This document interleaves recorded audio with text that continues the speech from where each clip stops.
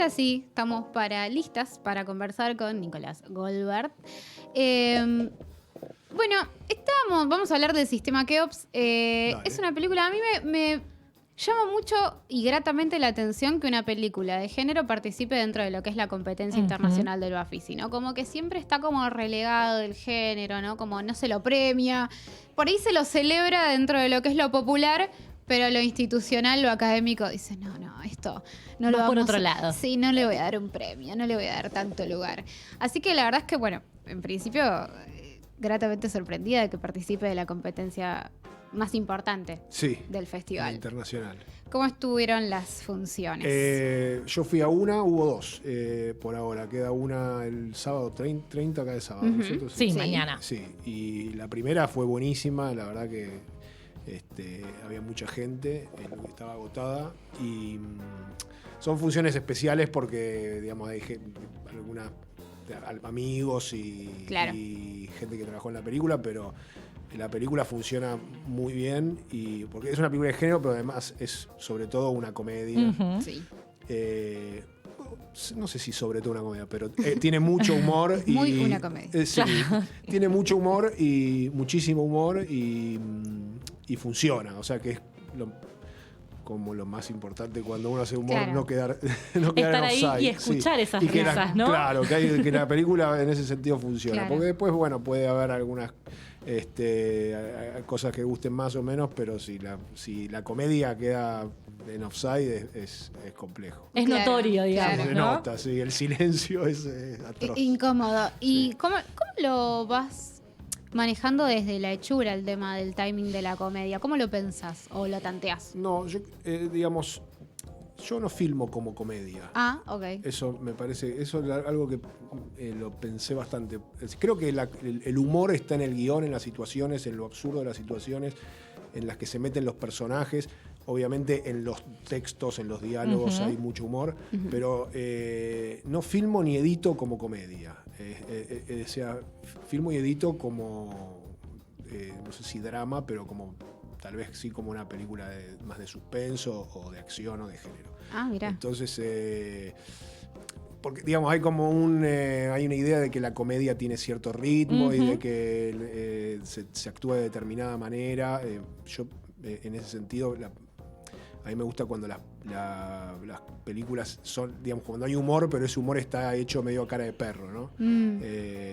Entonces me parece que así es también como conviven bien convive la comedia y los otros géneros por los que transita la película. Claro.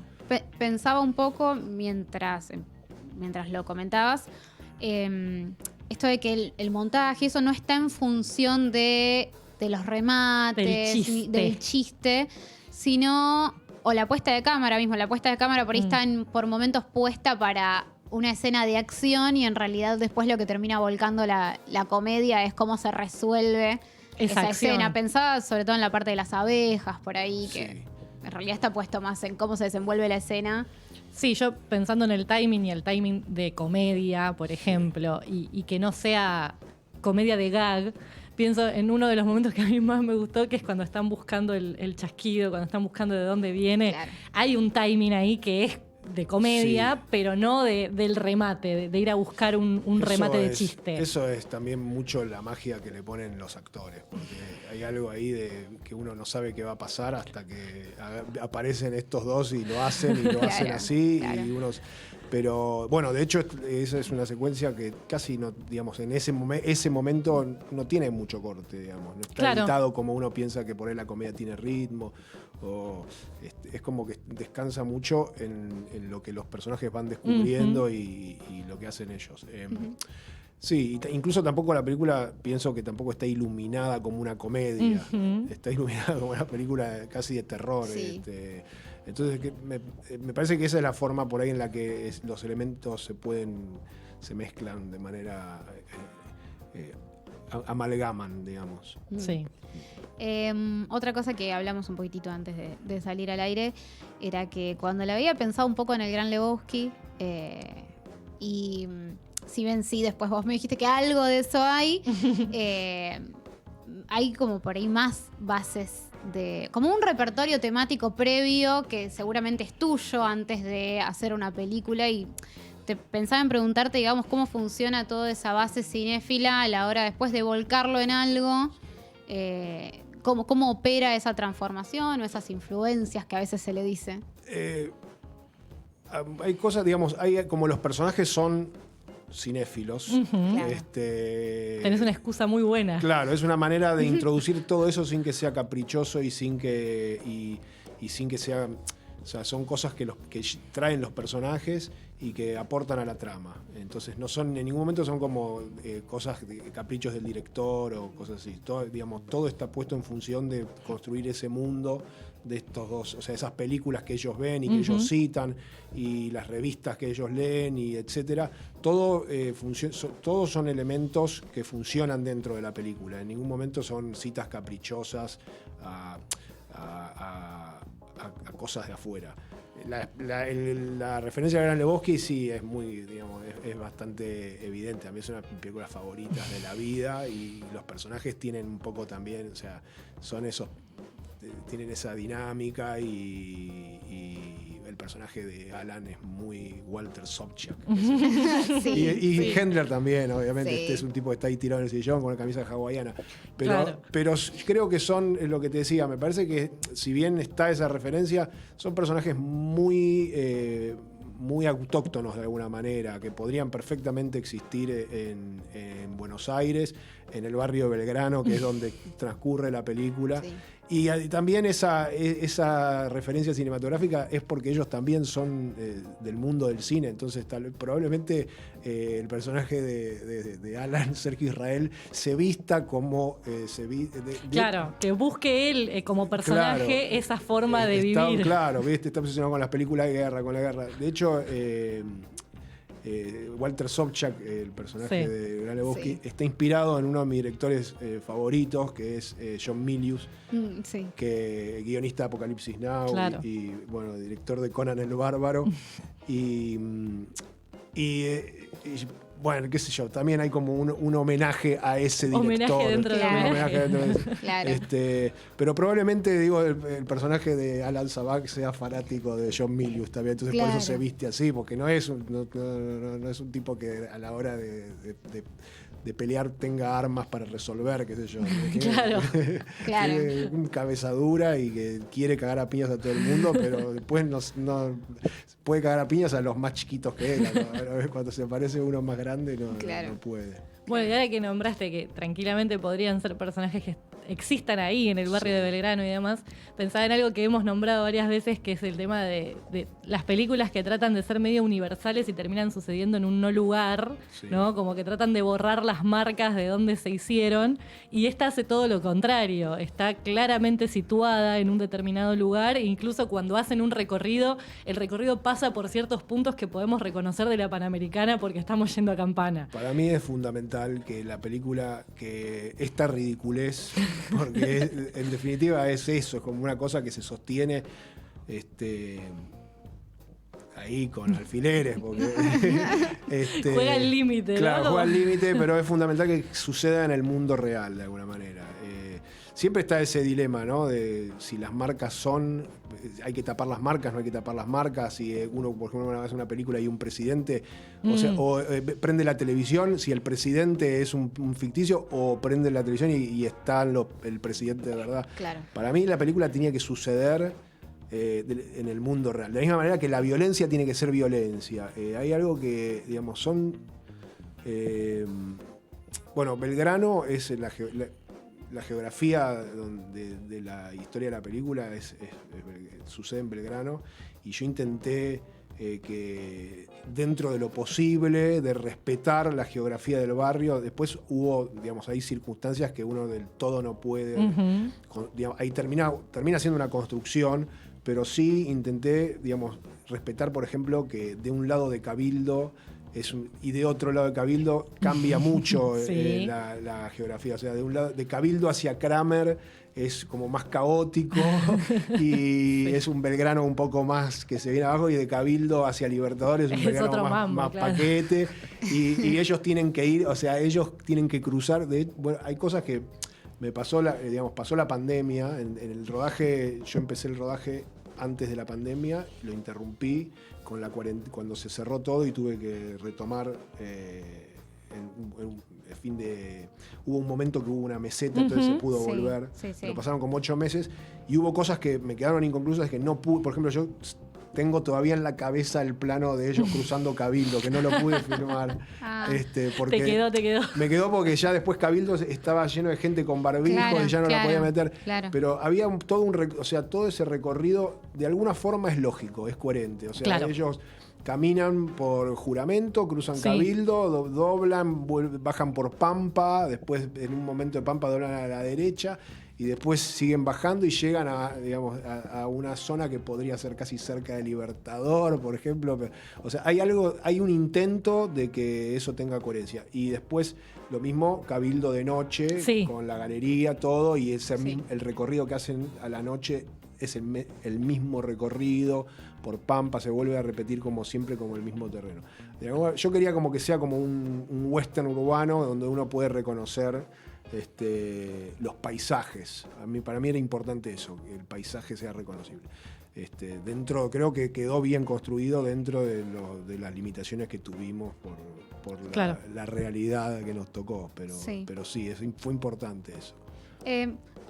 Un paréntesis, quizás no tan feliz, pero esos 8 meses, digamos, de parate, ¿cómo fue para ustedes, para la producción? Pues siempre es un tema cuando un rodaje se para, no se puede parar. Fue dificilísimo, fue muchísima incertidumbre porque no se sabía si íbamos a cuándo. O sea, primero cuando paramos era increíble porque empezamos a filmar. Yo hacía 10 años que no hacía una película, que hice una película sobre una pandemia además.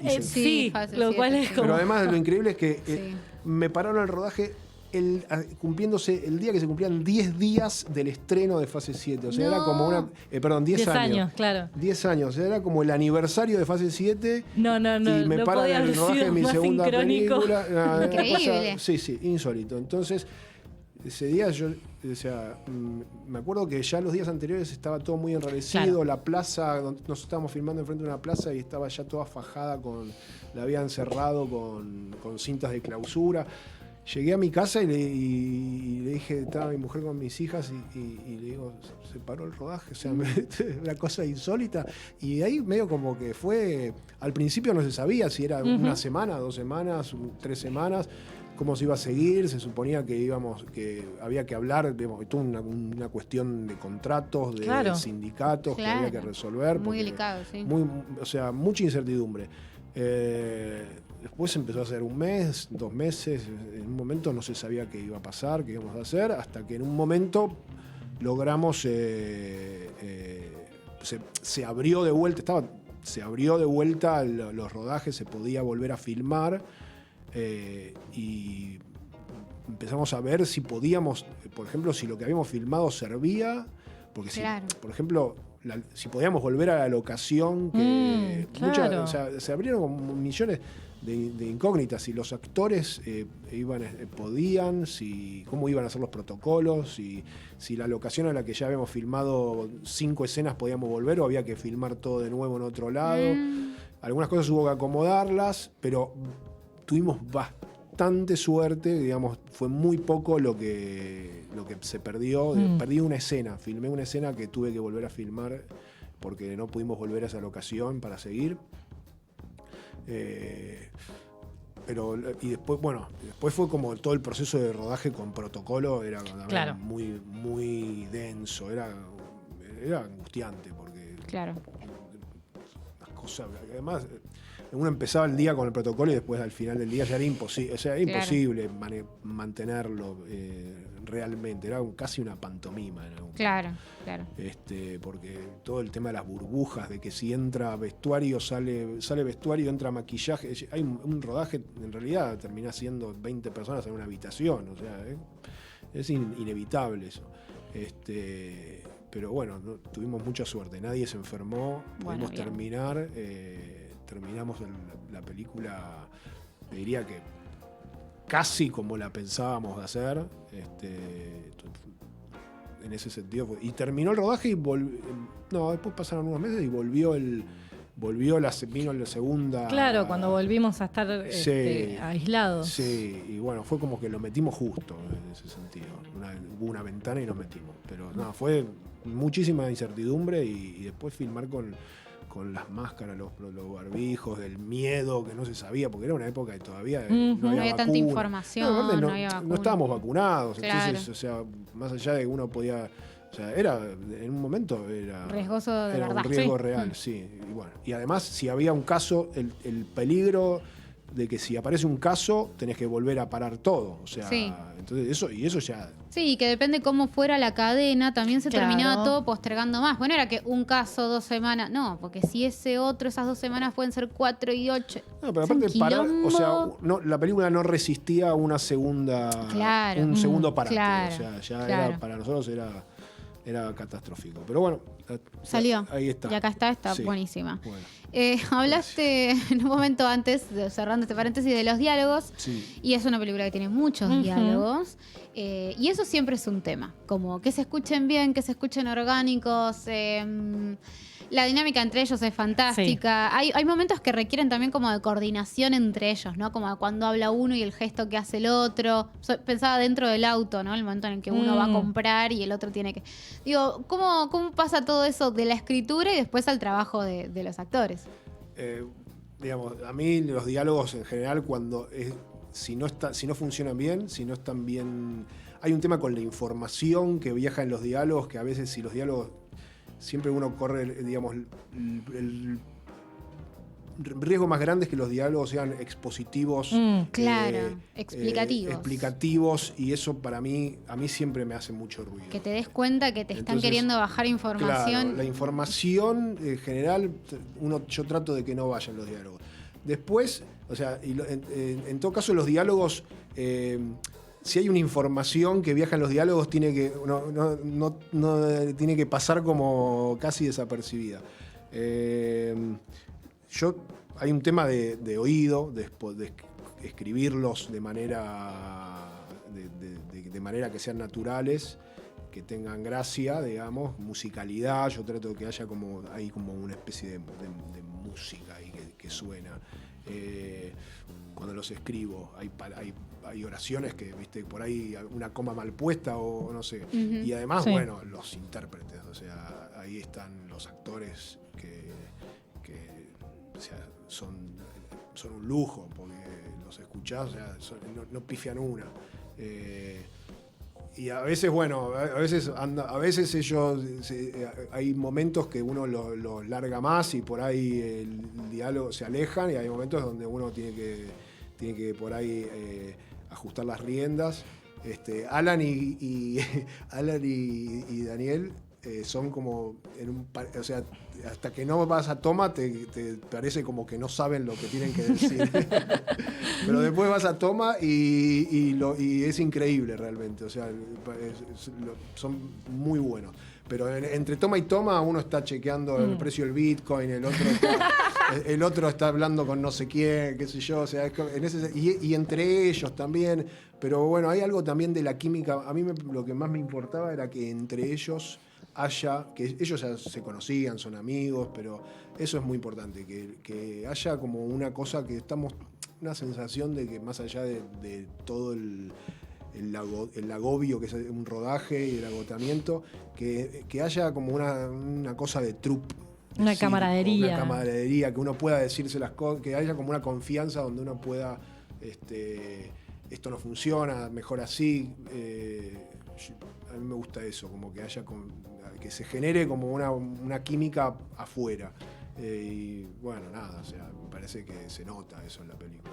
Y hablas de la musicalidad de cuando escribís los diálogos, y pensaba que justamente cada personaje tiene como un ritmo también en el que habla. Como que cada uno tiene ritmos o formas marcadas que son distintas, tienen velocidades diferentes al momento de comunicar verbalmente las cosas. Sí, eso es el casting.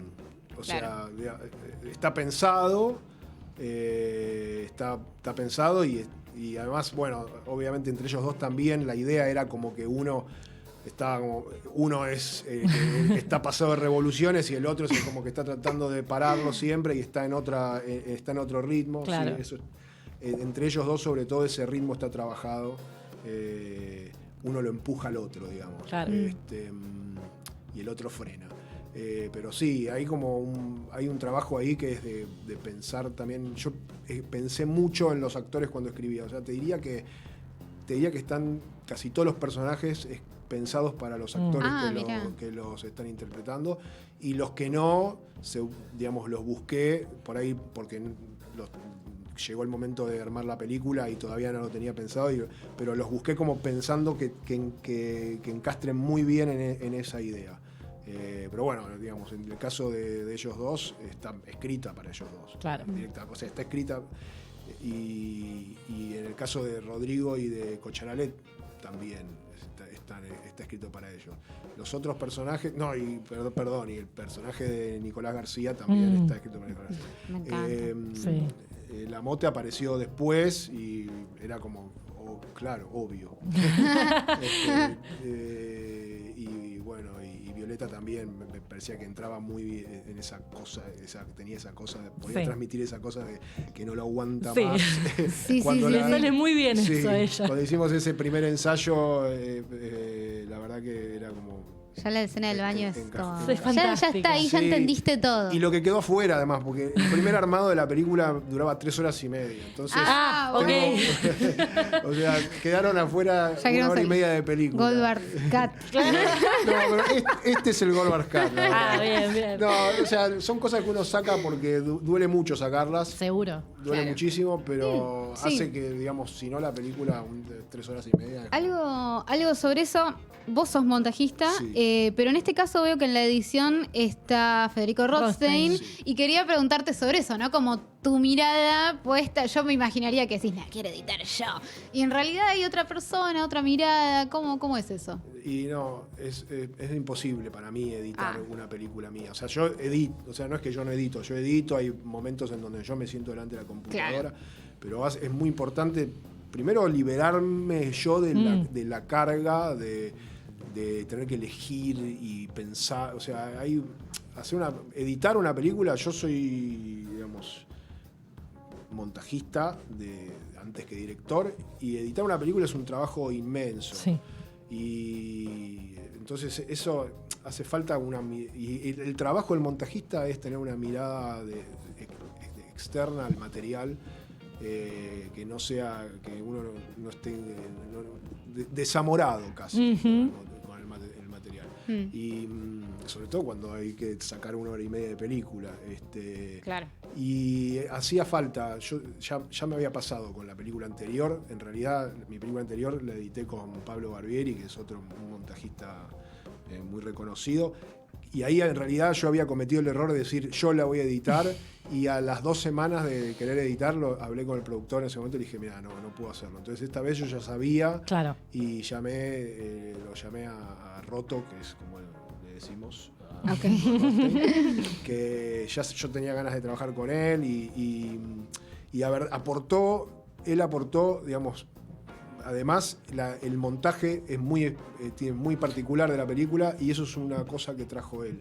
Mira. Porque en un momento, como la película duraba tanto, hubo que empezar a pensar cómo hacer para sacar cosas sin que la historia se resienta.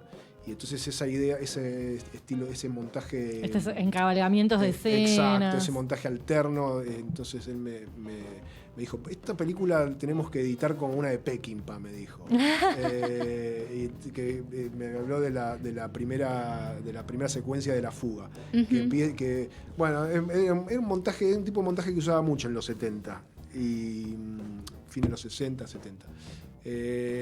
Y hicimos una prueba con una escena y nos gustó mucho, y una vez que entramos ahí ya, digamos, no podía ser algo que pase una vez en la película, tenía que tener ese estilo la película.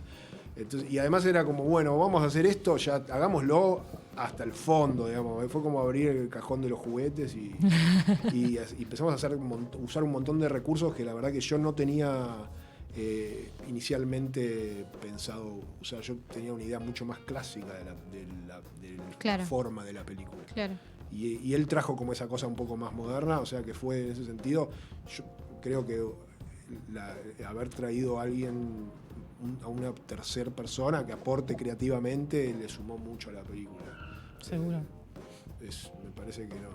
Yo solo todavía estaría editando la película. O sea, no lo hubiese terminado. Nicolás, para no robarte tanto más tiempo que habíamos dicho. No, Bueno, contanos, no sé si todavía se puede ver la Sí. película en el caso que alguien no llegue, no pueda, o se agotan todas las entradas, que es algo que suele suceder en Sí. los Baficis, en los festivales en general. ¿Cómo es el camino de queda del una System of Chaos? función Mm. que está agotada Ok, en el listo. San Martín del Bafisi, pero el 12 de mayo se estrena en cines.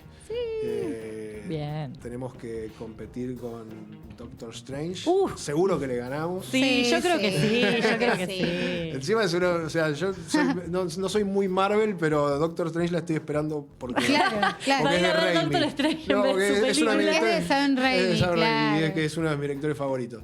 Entonces estoy ahí medio obligado a... Claro. Y bueno, pero nada, va a estar en cines el 12 Bien. y después plataformas. Bien. Bien. Entonces la película ya está, ya tiene su... Va a haber posibilidades Sí, de sí, verla. sí, va a Buenísimo. estar en el Apple TV. ¿Cómo se Bien. llama? No sé, en los aparatos. Va a estar en algún aparato. En los Smart TVs. Sí. Ok. Bueno, gracias. Gracias por No, haber gracias. venido, Muchas gracias. por charlar de la película. Espero que le vaya bien ahora en el estreno, la verdad, y después en plataformas o el camino que tenga, la verdad, espero está buenísima la película. Sí, la bueno. verdad, sí, la sí. disfrutamos un montón. Bueno, así hay un tráiler por ahí, el que quiera verlo, que Sí. creo que está en YouTube o en algún otro que lado verte más. tiene Está todo lo muy que bueno. sí, tiene todo El lo que tráiler está queremos. buenísimo. Sí, Es como sí. esquemas piramidales, El tráiler, sangre, sí. Hendler. ¿Qué más querés? Así que bueno. Muchas gracias. No, Gracias, por favor. Nicolás. Nosotras nos vamos a escuchar. Sí, nos vamos a ir a escuchar una canción de Janis Joplin que es Get It While You Can.